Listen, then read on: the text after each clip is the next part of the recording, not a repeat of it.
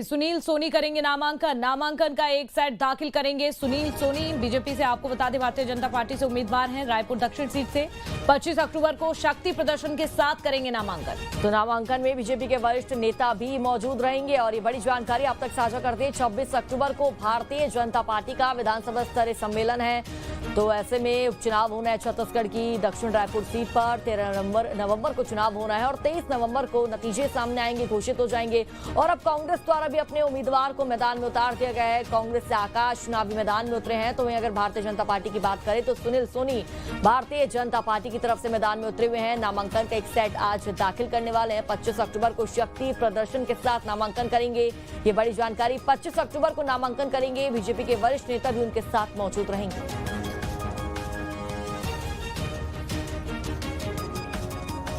तो देखिए 13 नवंबर को यहाँ पर उपचुनाव होने हैं, मतदान होने हैं और रिजल्ट की बात करें तो 23 नवंबर को आएंगे। अंकुश भी हमारे सहयोगी जुड़ चुके हैं।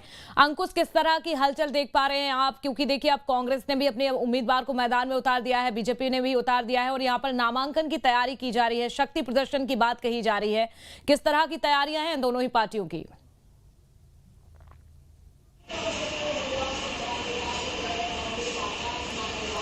देखिए, छत्तीसगढ़ में एकमात्र सीट यानी रायपुर दक्षिण विधानसभा में चुनाव होना है और चुनाव की तारीख जैसे जैसे नजदीक आ रही है वैसे वैसे हलचलें जो है वो बढ़ती हुई दिखाई दे रही हैं।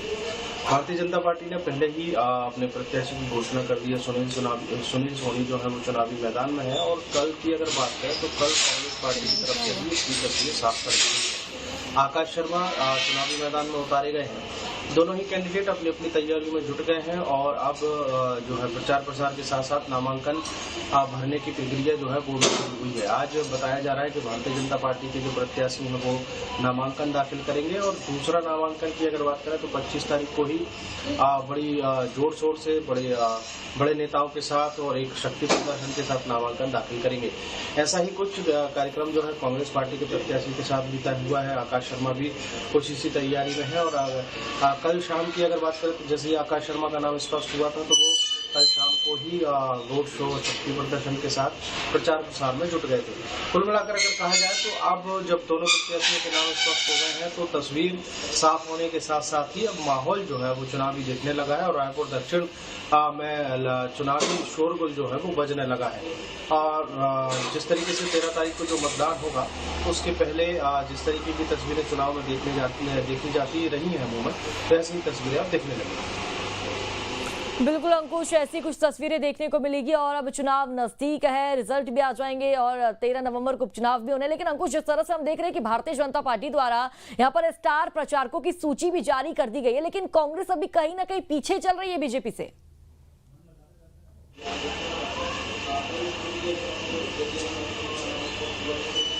देखिए, बिल्कुल जिस तरीके से चुनाव की घोषणा हुई थी और उसके बाद माना जा रहा था कि जल्द से जल्द प्रत्याशियों के नामों के ऐलान किए जाएंगे, तो ऐसे में बीजेपी कहीं न कहीं कांग्रेस पार्टी से 2 कदम आगे चलती हुई दिखाई दे रही है। बीजेपी की तरफ से सबसे पहले प्रत्याशी के नाम की घोषणा की गई और उसके बाद स्टार प्रचारकों की सूची की अगर बात करें तो 40 बड़े नेताओं के साथ साथ एक स्टार प्रचारकों की सूची भी जारी की गई, जिसमें सत्ता और संगठन के तमाम लोगों को शामिल किया गया है, बल्कि राष्ट्रीय स्तर के जो नेता हैं उनको भी इसमें शामिल किया गया है। तो बीजेपी जो है प्रचार प्रसार के माध्यम से अगर देखें तो कांग्रेस पार्टी से 2 कदम आगे चलती हुई दिखाई दे रही है। हालांकि कांग्रेस पार्टी जो है वो पीछे है, अभी केवल प्रत्याशी के नाम की घोषणा ही हुई है।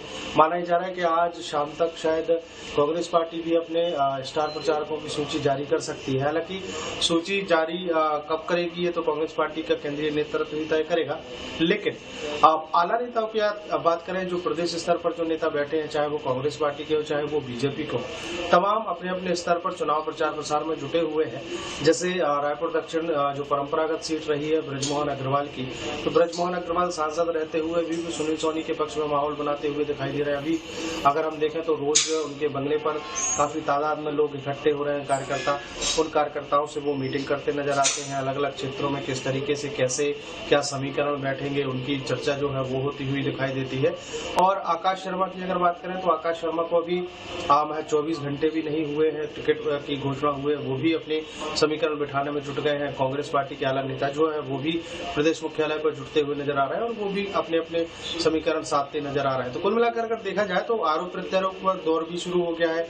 एक तरफ बीजेपी जो है वो आश्वस्त है और अपनी परंपरागत सीट में ये कह रही है कि वो एक बार फिर से जीतेंगे, लेकिन दूसरी तरफ कांग्रेस पार्टी कह रही है कि युवा चेहरे को मौका दिया है तो युवाओं का जोश इतना हाई है कि इस बार वो बीजेपी की परंपरागत सीट को भी कांग्रेस पार्टी के पाले में लाने की कोशिश कर रहे हैं और उस कोशिश में वो सफल भी होंगे। चलिए अंकुश, बहुत शुक्रिया आपका जानकारी देने के लिए विस्तार से। तो देखिए यहाँ पर अपनी अपनी पार्टियों की ओर से